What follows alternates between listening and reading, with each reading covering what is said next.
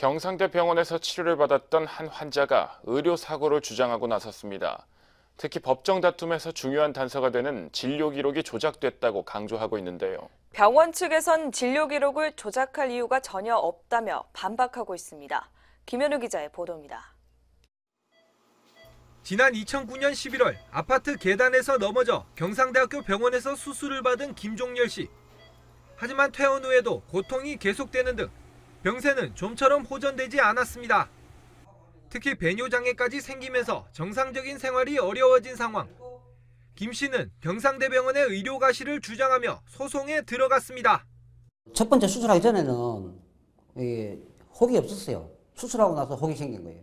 거기 이제 신경을 압박을 하고 누리니까 이제 막 허리 통증이 심하고 나중에 장애가 온 거죠. 마비가 오고 다리가 저리고 그다음에 소변이 막 계속 소변을 못 봤죠. 이미 적지 않은 시간이 지난 터라 법원의 판단은 진료 기록에 의존할 수밖에 없는 상황. 그런데 김 씨는 정작 가장 중요한 이 진료 기록에 수상한 점이 있다고 주장하고 있습니다. 논란의 핵심은 바로 간호일지. 김 씨가 수술 직후 뗀 진료 기록입니다. 수술 이전의 간호일지만 있을 뿐 수술 이후의 기록은 없습니다. 그런데 최근 다시 발급받은 기록에는 이후의 간호일지가 추가돼 있습니다. 앞서 뗀 자료에는 사실상 배뇨장애와 같은 수술 후유증이 기록되지 않은 것인데 김 씨는 이 때문에 법정 싸움에서 졌다고 주장하고 있습니다. 5일날 입원해서 6일날 수술하게 됐어요. 그러면 5일날하고 6일하고 7일까지 퇴원 전까지 그 간호기록지가 다 있어야 되는데 그 간호기록지가 아예 없는 거예요. 그리고 부분적으로 돼 있고 어떤 거는 돼 있고 어떤 건 안 돼 있고. 그럼 말이 앞뒤가 안 맞지 않습니까? 반면 경상대병원은 조작 의혹을 강하게 부정하고 있습니다.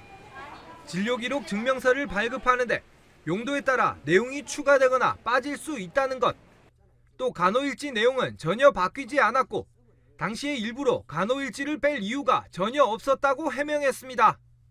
환자가 입원하고 있을 때 또 출력할 때 하고 또 퇴원을 해갖고 외래 다닐 때 또 거기서 또 요구하는 그 부분이 좀은 그 담당자 부분에 따라서 좀 틀리게 놓을 수, 원래 정확하게 놓아야 되는데 거기 어느 부분을 체크하느냐에 따라서 좀 틀리게 될 수가 있습니다. 그래서 그런 부분을 이제 우리 동일하게 하기 위해서 우리 시스템을 지금 보완을 해가지고. 현행법상 진료 기록을 사실과 다르게 적거나 차후 추가로 기재, 수정하는 것은 불법입니다. 하지만 빠뜨린 내용을 추가하거나 틀린 내용은 고쳐도 상관없습니다. 경계가 애매한 셈인데 이런 문제를 보완하기 위해 관련법 개정안이 지난 1월 발의됐지만 의료계의 반발로 이마저도 속도를 내지 못하고 있는 실정입니다.